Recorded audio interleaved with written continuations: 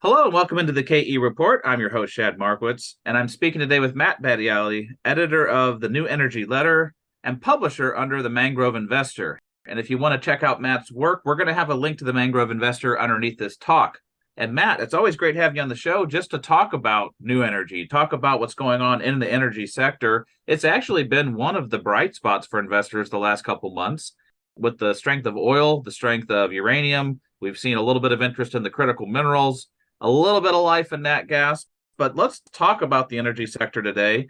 And let's start off with oil in particular, because it's kind of bucked the trend. You would think with the strong dollar and strong interest rates, oil would have followed a lot of the other commodities down, but instead it's been resilient because of the supply demand situation. What do you make of the oil market right now?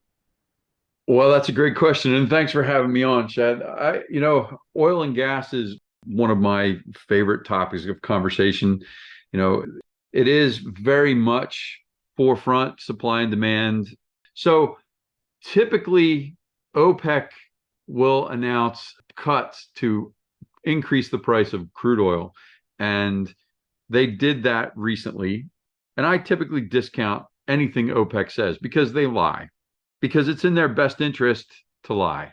They want to drive up the price, but they want to produce so that they can generate revenue for their countries.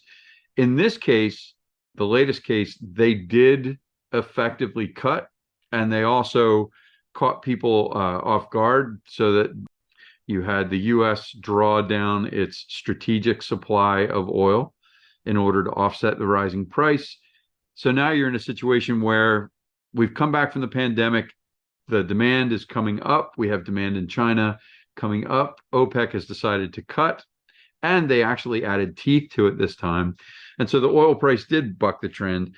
Unlike pretty much every other commodity other than uranium, which has been very sensitive to rising interest rates around the world, particularly in the US, oil prices are sitting at a pretty high point right now. Well, and for the companies, some of them did respond. We saw a little bit of a snapback rally in them after having pulled back. Some of them had pulled back 30 to 50%, some of the equities. But when you look at the oil space now, it reminds me of what's been happening with gold, where oil has been supported, but it seems like a lot of the oil stocks maybe don't believe it as much. They haven't had the rally to get them back to where they were when oil was just back at $90 to $93. What do you make of the slight disconnect there between the equities and the oil price? Yeah, I think the equities are telling us that the market believes it's a short-term rally and it doesn't have staying power. That's typically when you see that resistance or that reluctance, it usually takes a little bit more time to convince the market when the fundamentals are mostly around OPEC.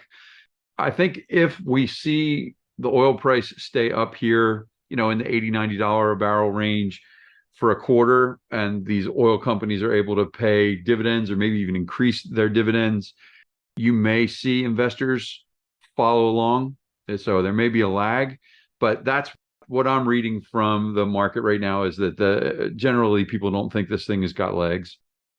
Well, and it reminds me of when we saw the big move in oil last year in 2022. It was already around 80 or $90 before the Ukraine war, and people forget that oil was already in a good spot. And at the time, nat gas was already moving up too. But when the Ukraine war started in February, March of last year, and you saw the rate of change really going like, oh gosh, now it's trucking up higher. Now it's trucking up higher. When that started happening, when oil went up to 125, that rate of change really got the stocks going in a big way where they were outperforming to the upside and really outpacing it. Is that what we need to see again, minus maybe the conflict, but is that what we need to see again? Is that the rate of change in oil and nat gas starts moving higher, where people say, okay, this thing's starting to run? Is that what the equities need? Yeah, it's interesting that oil prices hit 125 briefly twice. And then the price went off from 125 bucks all the way down to in the 60s. But the oil equities kind of had that slingshot effect where that period where they were getting $125 a barrel, the impact on their earnings drove them higher. And I think that, like I said, if we see this stabilize around 90 or head a little higher, yeah, you'll definitely see investors move into it. I don't know that there's enough of an imbalance right now to drive oil prices above $100 a barrel. I really don't. part of what did it in 2022 was that the surprise of the conflict and then the surprise of Ukraine. There is something going on right now, though, that I think could drive oil prices, and that is a conflict in Azerbaijan. So, for listeners that don't know, the Azerbaijan region in Eastern Europe is one of the big oil production regions. That it was USSR's main supplier back in the day. They contribute a considerable amount of oil, and there's we had some unrest and some shelling that went on. We have some refugee issues. And so that's an area that we need to keep an eye on, because if that heats up, that will take oil supply off the table in the short term, just like the Ukraine war did, which could send oil prices spiking higher. Again, I think it's going to be in the short term as well. But when you look at that period in 2022, we were above $90 a barrel from kind of February of 22 all the way into September. So it was 6-8 months of high oil prices. And I think a shooting war in Azerbaijan region could do the same. Okay, so we're looking to see maybe oil put in a floor here in the 90s and hold steady so that people have a little bit more confidence that these price levels will stick. Well, right now the equities are kind of saying, hey, this may be a fleeting price action. Yeah. We'll believe it when we see it. Well, what about nat gas? We were talking a little bit about nat gas before we started recording. That's always a fun market, Matt, because it's just so crazy and volatile. And there's always people speculating that look how low it can go, and is this a good time to get in? A lot of oil companies do produce nat gas. There are some just pure gassers out there that are mostly exposed to nat gas. But what's your take on that market? Yeah, nat gas is a difficult market to play, mostly because people want it to behave like oil prices, and it doesn't. Oil is a global commodity. The oil prices don't tend to drift far from one another because it's pretty easy to put oil on a ship and send it to a market where you're getting more money for it, or even put it on a ship and park it and wait for higher prices. Natural gas doesn't work quite the same way. It's expensive to put it on a ship. You don't get a lot of volume. You got to freeze it. So there's a lot of cost to moving natural gas. So the natural gas markets tend to be localized. And so in the US, for example, and in Canada, when the oil price is high, we drill more wells because we have oil and gas here. And gas is a byproduct of oil, especially shale oil. So when you're in the shale and you're fracking, you produce a lot of gas. And that's one of the reasons why gas prices have been so low in the States recently, is because we just have too much of it. And the interesting thing about natural gas to me is that I really like it as an electricity fuel. It's a great peaking fuel because when you burn methane, people freak out about fossil fuels.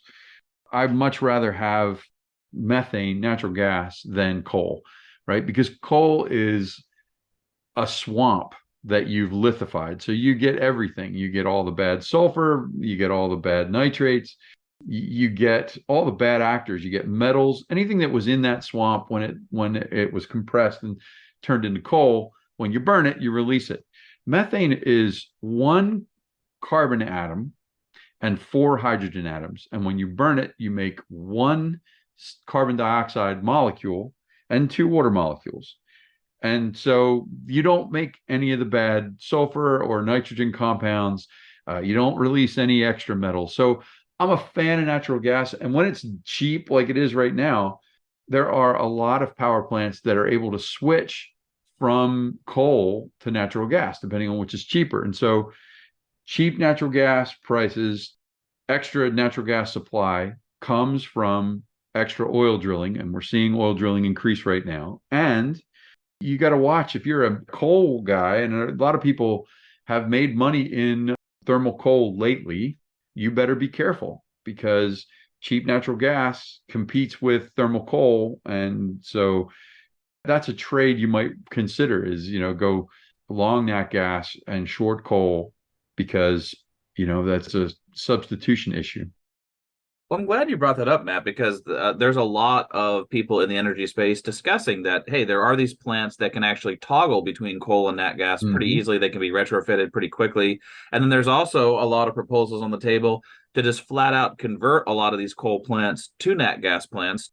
And when the price of nat gas is as low as it has been, especially in the US and certain other countries, it makes sense to do that. Now, there is the big movement for these LNG terminals in Canada and in the US to start shipping some of it abroad, but just domestically in North America, do you think that's going to continue to gain traction, this conversion of coal plants to nat gas plants? And I want to throw a wild card in this question. Some people have even talked about taking coal plants and making them small modular reactors for uranium and nuclear power. Do you think we'll see that where coal plants are converted to nat gas or nuclear plants in the next, let's say, 10 years? It wouldn't surprise me at all. I mean, it's political will, right? I mean, when the Four Corners coal power plant was closed, I was flabbergasted. You know, when I started in this industry in 2004, 2005, King Coal was, capital letters, right? And coal could never go bankrupt, and it was the base load power. But the pollution issue was real, and it wasn't carbon dioxide pollution. It was the Great Lakes were acidifying, and you had massive fish kills, and there were a lot of areas where I live in Florida where you can't eat the fish in the freshwater lakes because you had mercury buildup, and the mercury was a non-point source, but they knew it was coming from coal. They just couldn't tell which coal plant was doing it. And so, like I said, you reduce some real pollutants by closing these coal power plants. But the ones that stuck around, they retrofitted the Four Corners plant. When I visited that one in 98, maybe 99, they were putting scrubbers on their stacks, and it messed with their economics, but they were recovering almost economic amounts of metals because the coal had these trace amounts, but when you burnt the volume of coal that these guys did, the trace amounts built up. And yeah, so what we see now is this flip-flop from the 70s and 80s where, uranium was the bad actor because of 3 Mile Island, and then it was the bad actor after Chernobyl, and then it was the bad actor after Fukushima, and people were just panicked about it.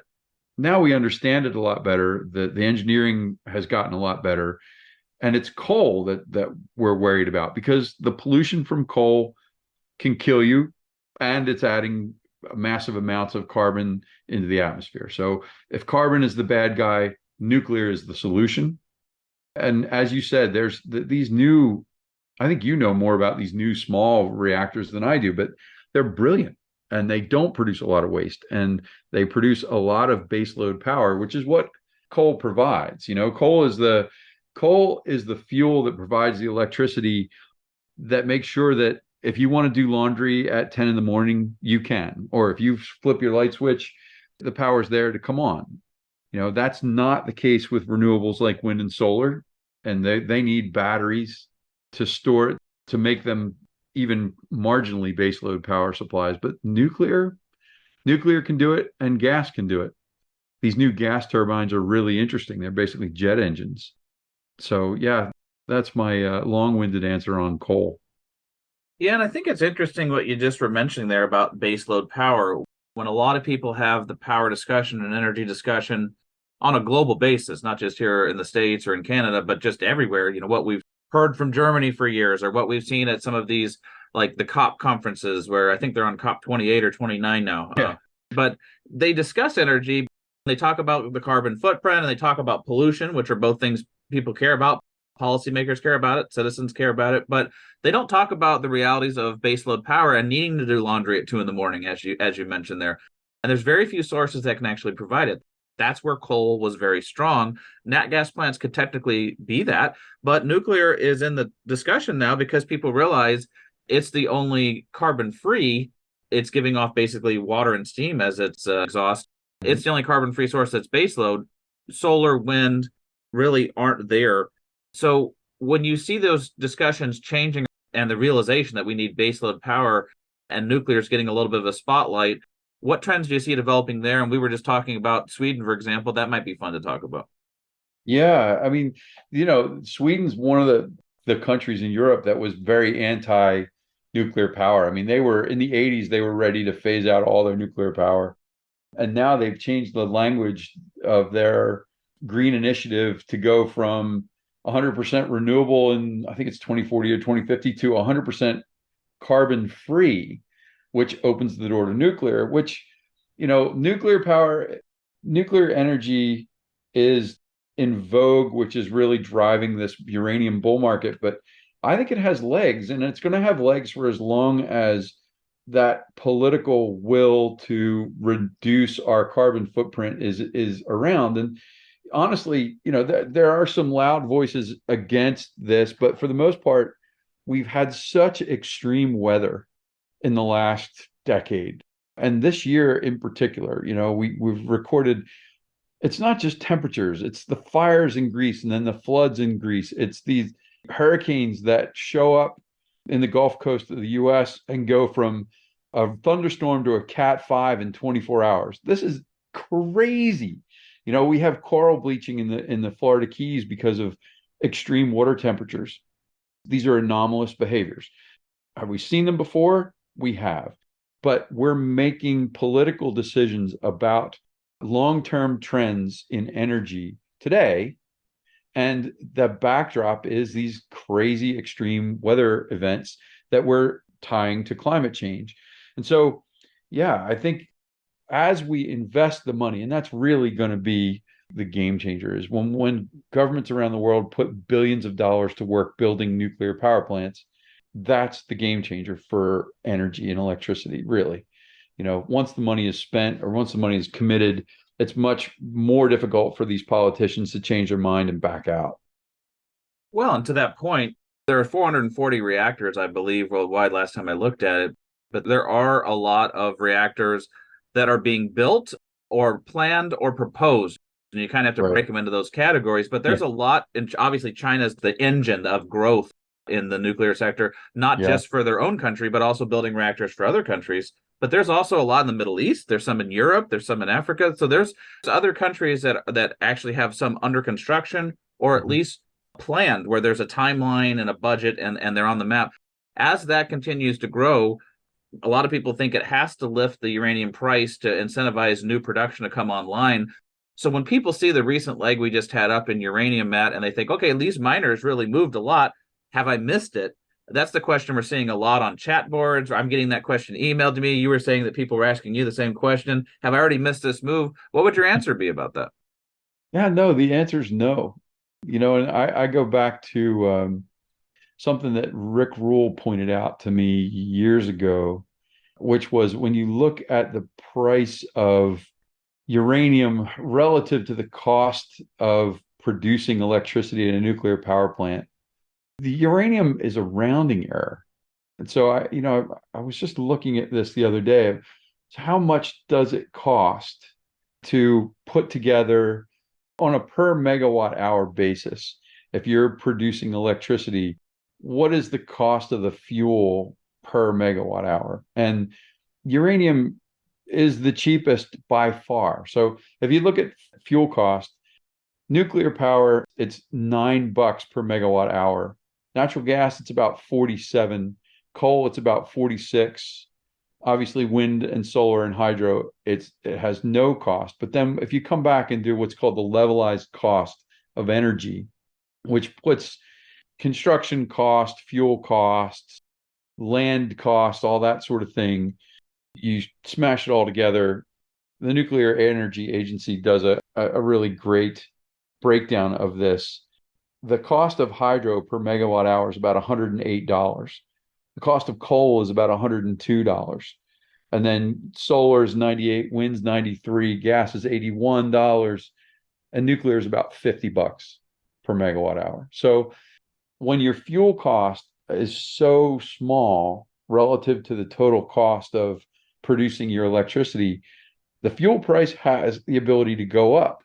And as we see the demand increase as China builds out and as Middle East builds out, I think you're going to see that uranium prices do go up because they can go up, because they don't have a material impact on the overall cost per megawatt hour at these nuclear power plants.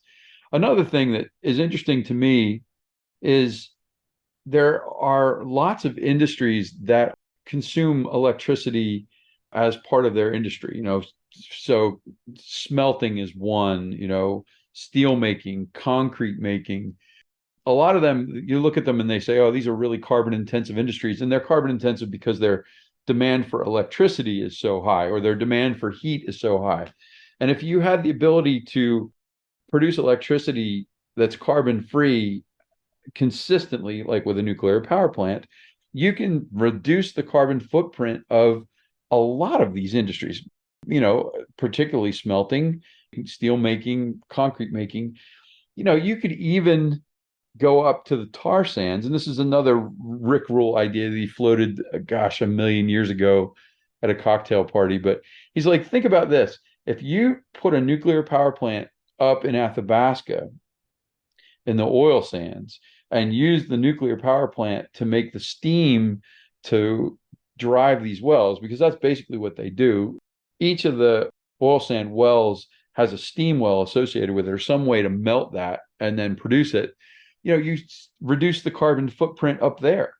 So nuclear has the potential to really catch fire. And you could see even more plants come online. The footprint is small, the utility is massive. Well, let's round out the discussion with a little bit more on the renewables. When you think about the renewable sector, solar and wind are probably the biggest drivers. There is that hydro component and there is the geothermal component. The issue with all four types of renewables is that they don't all work everywhere. You can't do solar everywhere. There's lots of areas it doesn't work. Same with wind. You can't put a dam everywhere to make hydropower, and geothermal is, based on how the earth crust and the magma chambers come up. And so it's a beautiful thing if you're in Iceland, but it doesn't work everywhere else.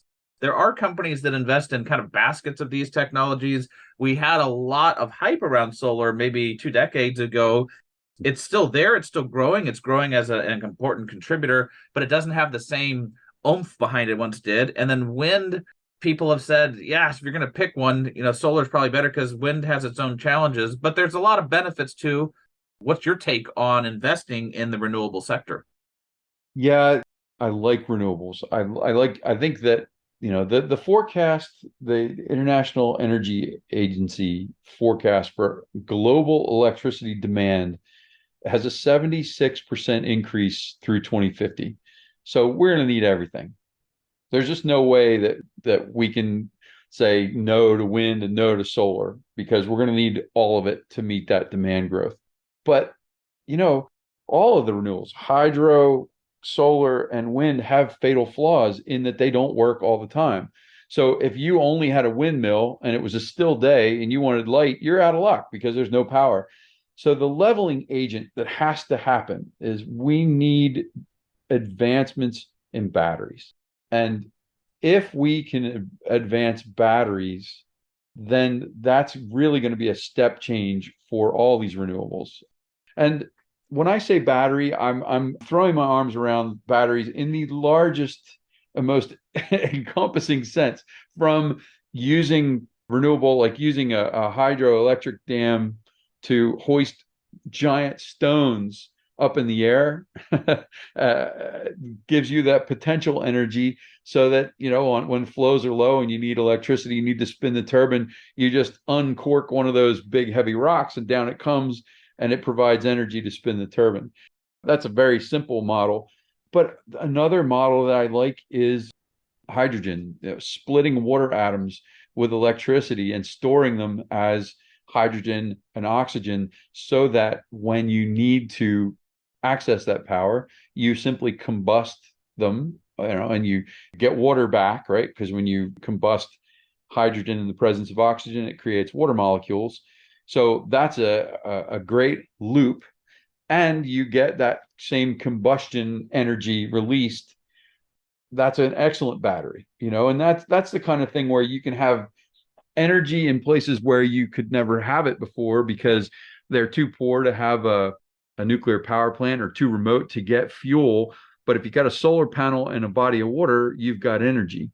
Those sorts of batteries are going to work. And then we come, back to the the more conventional lithium ion and all the permutations that we're seeing kind of in those batteries. But that's really going to be when renewables become reliable, consistent, and major contributors to the electrical spectrum. Well, just maybe one more question on energy storage and batteries. For a long time, we heard that vanadium redox batteries were going to be the big thing for wind and solar because they're kind of base load battery storage as opposed to lithium ion batteries, which are really great for. It really depends on the range and the use of these batteries. And there's a lot of different kinds of batteries. There's probably 7 or 8 kinds that are all competing for attention right now. But when you think about what's powering an e-bike or an e-bus or an EV, it's a little different than how you would back up power from a wind station or a solar station. And so from an investment angle, do you give any credence to some of these new battery ideas like the vanadium redox battery? Do you give any credence to some of the new technologies using a lot more manganese, some of these more critical minerals ideas that they're tossing around? It's moving so fast right now. It's one of those things that's hard to keep up with. When I think about investing in these things, I tend to want to own the best research firms.